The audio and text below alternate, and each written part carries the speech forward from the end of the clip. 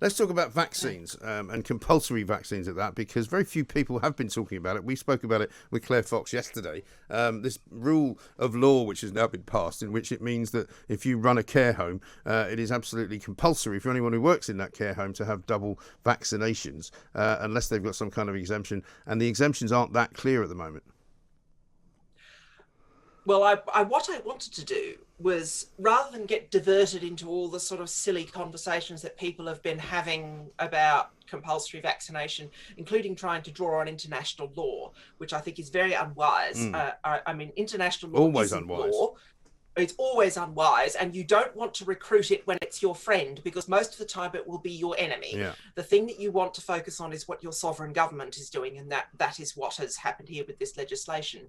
It is, I believe, with a fair bit of evidence, modelled on an Australian policy that was introduced in 2015, when I was actually in Canberra working for an Australian politician. And the casual name used in the Australian press to describe this policy is known as no jab, no pay. Now, the basis of it was a response to the Australian style of anti-vaccination movement, which isn't typically associated with being a conservative Christian or Muslim like it is here or in the United States. In Australia, it's associated with being a hippie, a yummy mummy. Yeah. And there were two areas in Australia, the Sunshine Coast, which is actually where my sister lives still, and also Byron Bay in New South Wales, that had at one point lower rates of childhood vaccination than South Sudan, which is not only a developing country, but an astonishingly poor developing country. So what the government did was, anybody who took some form of welfare benefit from the government couldn't get it unless they got the kids vaccinated. And you might think, oh, that's going to be targeted at unemployed people or Aboriginal people in remote communities. Yeah. But it wasn't. They were the ones, they were all getting their shots.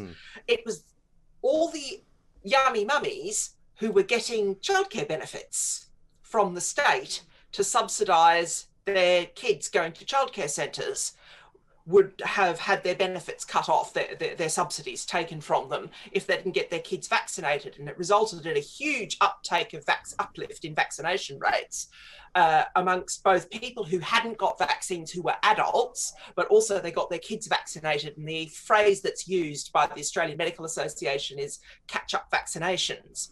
Now, it was very, very deliberately done and targeted. You know what Australian policies are like. They're always very, very carefully designed. This is what high state capacity does. But it was astonishingly authoritarian, the way it was implemented. So much so that my friend, and I've discussed her before on the Independent Republic, Professor Katie Barnett at the University of Melbourne, one of her kids has anaphylactic shock in response to one of the childhood vaccines. So he can't have it.